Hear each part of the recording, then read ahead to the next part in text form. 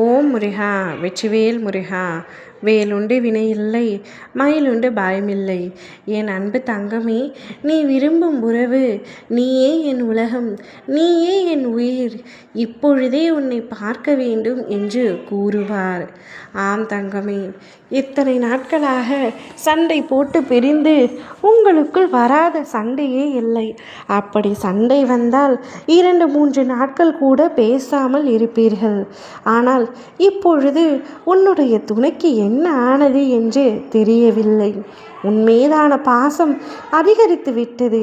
அதை நான் பலமுறை உன்னிடத்தில் கூறிவிட்டேன். ஆனால் நீதான் நம்பவில்லை. நான் மட்டும்தான் அவரை உண்மையாக நேசிக்கின்றேன், உயிராக நேசிக்கின்றேன். எப்பொழுதும் அவர் நினைவிலேயே தவித்து கொண்டிருக்கின்றேன். ஆனால் அவரோ என்னுடைய சிந்தனை சற்றும் இல்லாமல் அவருடைய வேலையை மட்டும் செய்து கொண்டிருக்கின்றார்.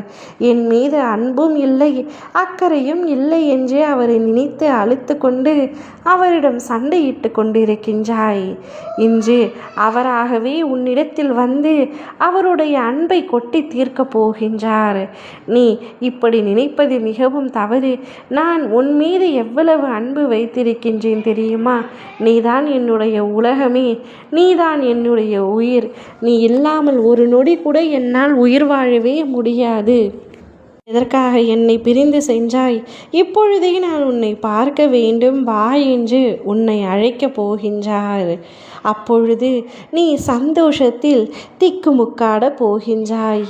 அவருக்கு என் மீது இவ்வளவு அன்பு இருக்கின்றது என்று நான் சற்றும் எதிர்பார்க்கவில்லையே.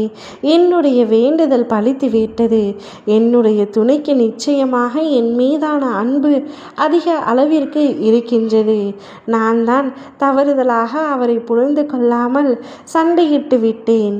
தவறு புரிந்து விட்டேன் என்று குற்ற உணர்ச்சியில் கூனி போகின்றாய்.